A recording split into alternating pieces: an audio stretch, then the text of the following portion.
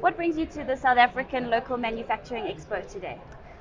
I find expos like this fantastic to find out who are the new players on the market, which existing players are developing in which new areas of technology and capacity. It's a great way of meeting the key contact people for these companies in all one central location.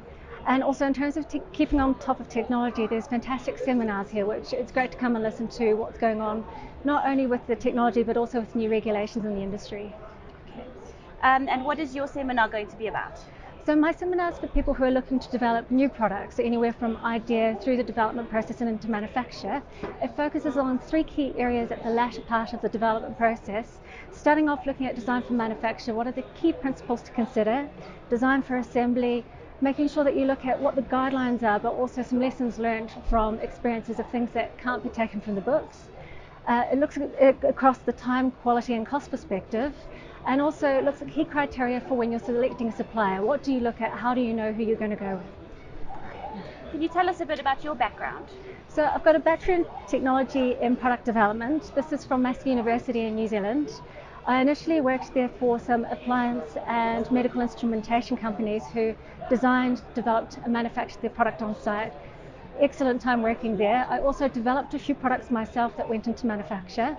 Then I moved to the UK where I worked for a consultancy to Virgin Atlantic.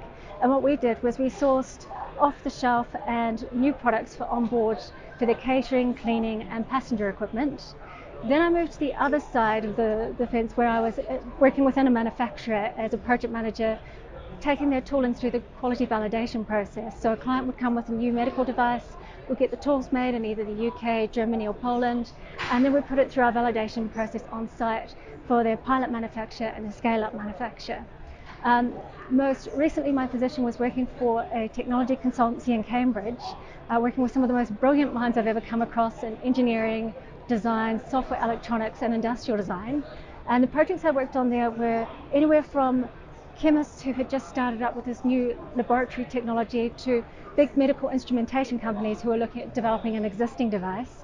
Again, taking it through that full product development process, all the different levels of prototyping and transferring that product into manufacture for them, be it with an existing supplier or be it with sourcing new suppliers for them. Okay, super. And what services do you currently provide? So I basically do the full product development process, from assisting people at the ideation phase and trying to get the information they require for business cases, helping them through that concept development process, working with industrial designers, engineers, the detailed design, and helping source suppliers and manufacturers for their product and guiding them through that whole process and into manufacture.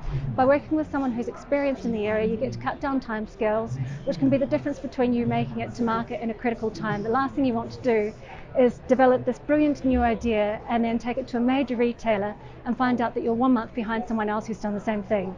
Also in terms of keeping project cost and product cost down to make sure it's a competitive product on the shelf, and also making sure that you maintain the quality, the original scope that you're looking for, helping to evaluate during that development process where you get new ideas whether it should be included within this version of the product or held on to for the next version.